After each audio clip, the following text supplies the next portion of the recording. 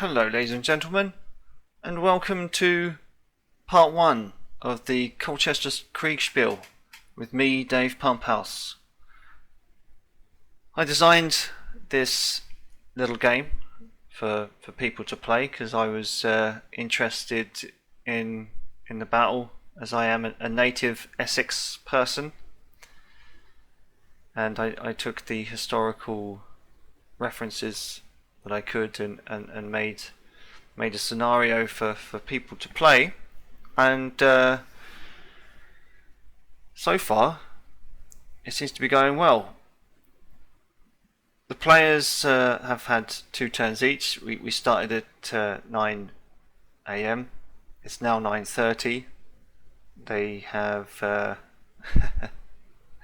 been sending their messages to one another and their units fairly effectively, I would like to say. You can start to see the cogs turning. It's very interesting being an umpire for this game, and this is where I should have probably written a script. But here goes. I'll start with the Royalists. Now, unfortunately, the Royalist commander wasn't all that quick on the mark getting his orders out. There has been some confusion as to what he wants them to actually do. However, by 9:15 he ordered his infantry and batteries under his commands to make their way to the head gate, as the Royalist commander thinks it's quite likely that an attack will come from a southwesterly direction. Will he be right? Time will tell. Lord Capel has done pretty well so far. He's sent out his cavalry to field down the road to the Hundreds, Malden Road and Lexden Road. And what has happened is he's actually, rightfully so I'd say, split his cavalry, or at least one group of his cavalry, into 3 separate troops of 50 men, which is perfectly within the rules.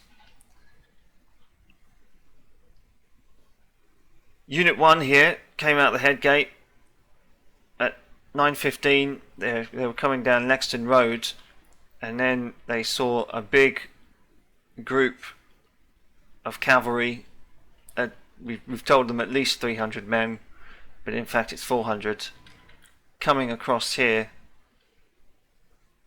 Nearly ran into them and then decided to head back, coming down the Broom Cut here. So they'll be reporting back to Lord Capel at 9:30 to tell him what he saw. And also we also had a development where they had a troop of cavalry come around here, just turn this corner, and saw what they thought was a fairly large force, but it's in fact only the parliamentarian HQ and his batteries. But as it was only 50 men, and as we kind of fudged it to say that Major Coleman kind of saw them coming down the road, he dispatched a couple of troops to try and chase them off. So he might have saved his commander there. He sent a unit down here to the road to the Hundreds. He didn't actually realise that some units of Royalist cavalry under Charles Lucas's command were already sitting here. That was kind of a miscommunication as to where troops were centred, but hopefully they'll sort that out in a turn or two. And we've sent some orders back confirming that. Charles Lucas has been told that his cavalry is breaking camp. They have spotted Major Coleman and a group of infantry coming through the fields towards the road to the Hundreds. So it'll be interesting to see what they do. Now, Parliamentarian Command, as soon as they got on board, they sent their cavalry. They didn't break them up, they didn't break them up. They sent Major Coleman this way, and of course, as soon as he got there, he reported that there was a group of Royalist cavalry sitting on the road.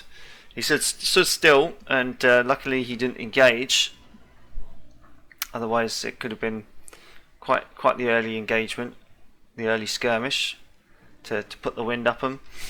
And of course, like I mentioned before, they sent 400 cavalry across the Broom Cut.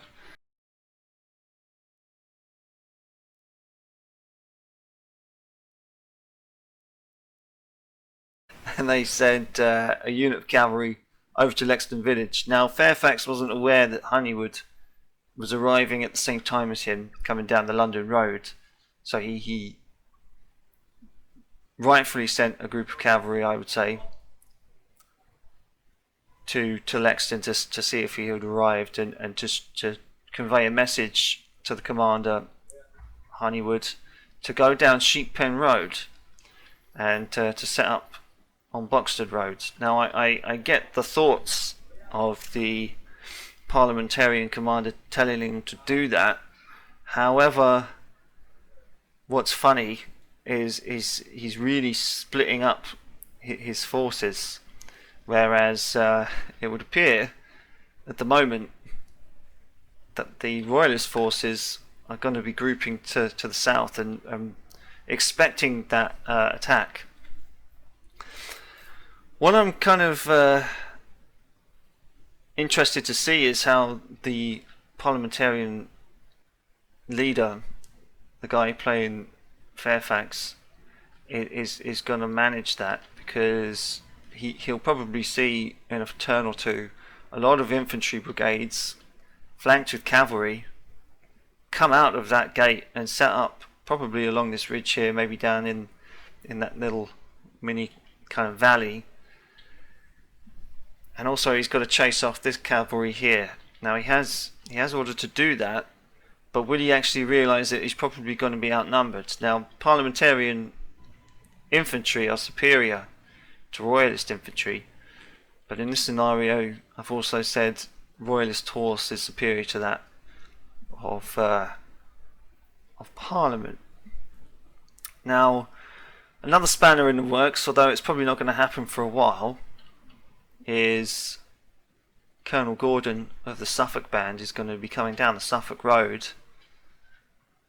You might even just see Honeywood arrive at Boxted Road and set up.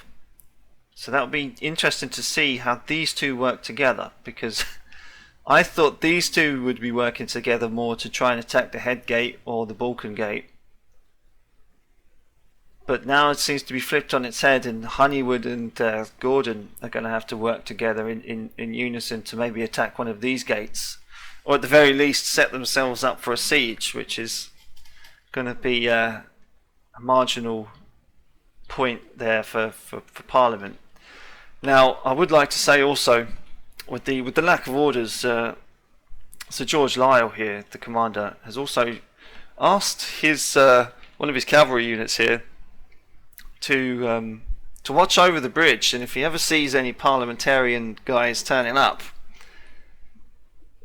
to destroy the bridge. Now, this is 1600s, so I mean, he could take maybe some supplies from St Mary's, and some like a couple of barrels of gunpowder. Actually, we might throw a spanner in the works. I mean, they've been told to blow the bridge, but and to kind of rig it. I mean, I was kind of thinking maybe they could pile up wagons. It's because it's a stone bridge. It's fairly robust. Yeah, I'll tell you what we're going to do. We're going to maybe have a bit of fun with this. We're going to have a group of Culpeper's men come to St Mary's Battery here and ask for a couple of barrels of gunpowder to commandeer them to blow the bridge. and see what St Mary's Battery, which is under Charles Lucas's command, is going to say about that. It's a strange order, but we're going to do it for fun.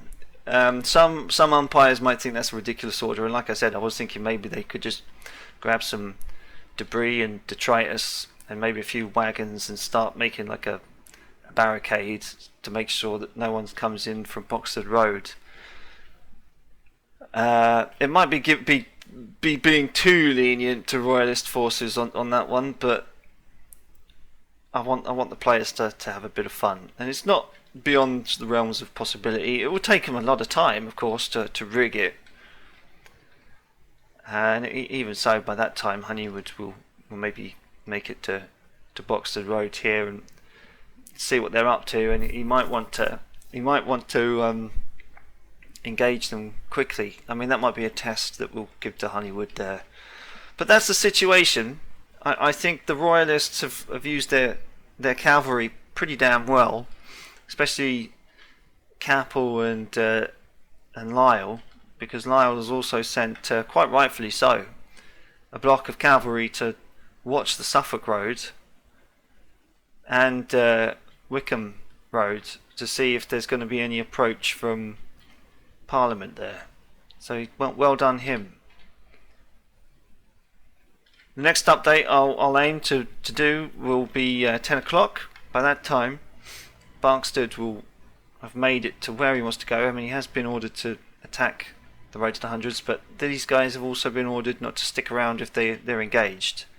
So they'll probably retreat from their camp, all packed up, and come back to St John's Abbey here, and then Barkstead will be free to set up. Although Barkstead's got no guns, and it'll be I'm kind of interested whether Fairfax will be setting up the guns here. You've also got the Tower Regiment marching to here, but then St Mary's Battery will start battering them. So yeah, 10 o'clock will be an interesting turn. I mean, it could all flip on its head and they could all do something different, but it's interesting to see how things are turning out. See you on the next one, ladies and gents.